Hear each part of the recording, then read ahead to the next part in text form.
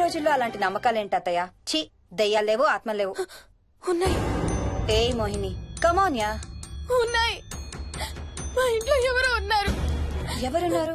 ఎవరో ఉన్నారు. నా చుట్టు పట్టుకుని లాగి కోళ్ళకేసి తోసి. ఎవరు మోహిని? ఏమో తెలీదు, నాకు కనిపించలేదు. Relax Mohini, relax. బాగా భయపడినట్టుంది అత్తయ్య.